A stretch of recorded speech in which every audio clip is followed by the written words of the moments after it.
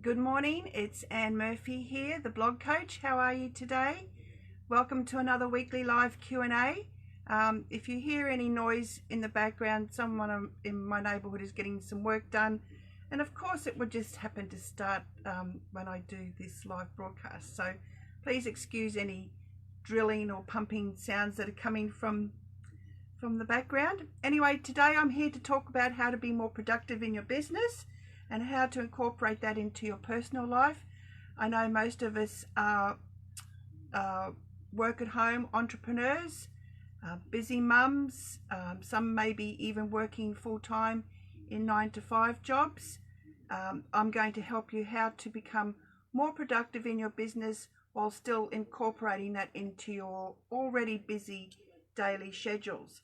So the number one thing, and I say it all the time, is to plan. A goal without a plan is just a wish. You've heard that saying before.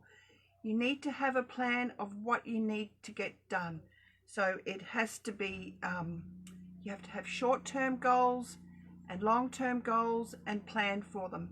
It could be something as simple as publishing one blog post a week or 2 blog posts a week. If that's not feasible, you need to readjust what your plan is and focus on 1 post per week or 1 per month, whatever you can fit into your schedule. Because if you're trying to do too much and trying to do all of the things and then trying to juggle your home life and children or working full-time, it just becomes too overwhelming. So focus and plan on those short-term and long-term goals.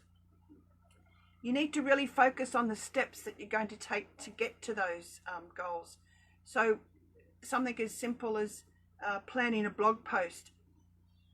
Plan how long it takes for you to write that, how to come up with the idea, how to come up with the title, how to do your keyword research, take any photos that you need to take, all of those things. If it takes you 2 hours, plan on it taking 3 hours to give yourself a little bit more time and incorporate that into your day. If you want to schedule social media posts, this is the best way that I can keep on top of my social media posting, is by scheduling all of my posts. If I don't get that done, if I don't get that scheduling done, they just don't happen. I'm not going to scurry around during the week just trying to post something just for the sake of it, just for the sake of having something posted, because it's not clearly aligned with my business goals or my vision. I need to sit down and have an exact plan of what I need to share on social media so that it is promoting my business and my end goals. So review daily what's on your to-do list to achieve those goals.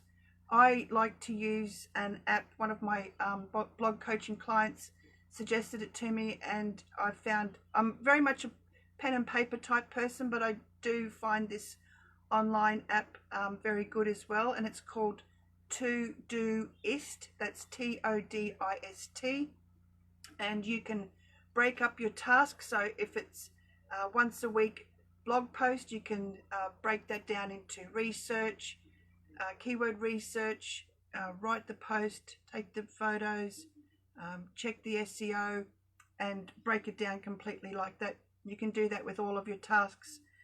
It's also good the night before just to plan what you've got happening for the next day. Those tasks that you need to create as part of your plan, incorporate them into your daily schedule. So if you've got a full day with the children, you know, what part of that day can you allocate some time to achieve your goals? So number 2, and this is something that I implemented very early in the when I started my business, when my children were 4 and 2, is to create a routine. Now, you don't need to tell me with children. I don't care how old they are. It can happen when they're a newborn, or now I'm dealing with teenage issues, and things can just pop up like that. They just throw your whole plan and your routine out the window, and that's okay. You just have to deal with that the best you can. But if you create simple routines that are easy to achieve in your day that will allow you to complete these business tasks. It will help you. Now, I have a 15-minute morning routine that I do religiously. It's get up in the morning, have coffee normally, make my bed, clean down the kitchen, the bathroom countertop and the kitchen countertop. And then I just feel like my house is tidy enough for me and easy to, make my lunch and just have the bathroom clean and have that clean feeling. And then every Saturday morning I do my chores.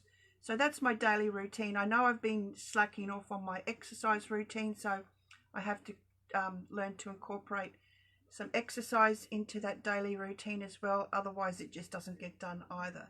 So have the daily routine, allocate work time into your daily schedule, and during that time focus on what needs to be done to achieve those goals. So turn off all distractions.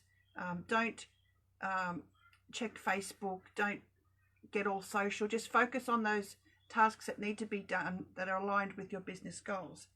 So that leads me on to number 3, avoiding distractions. Close all the apps that you don't need on your computer. If you don't need Facebook, if you don't need Instagram or YouTube, close them all down and just remain focused on getting that allocated work done for your business in the time that you've allocated. If you get it done sooner, sure, have a bit of downtime on the computer or go and do something else. There's a couple of apps that I recommend for keeping your focus while you're working on the computer. One is called Momentum, and it's a Chrome extension and an app that you can download, and you can write your to-do list for the day. It's got a timer that you can set times for yourself. Another one is called Pomodoro, and it allocates tasks in whatever time blocks that you want to set up for yourself. I don't do all my laundry during the week, but I might do a load. So I usually go on the washing machine cycle time. So that could be 45 minutes. And I know during that 45 minutes before that beeper goes off on my washing machine that's the time to knuckle down and get my business work done, and then I can hang the laundry out. So using some apps, just using a timer on your phone, whatever it is, allocate that time for your business tasks.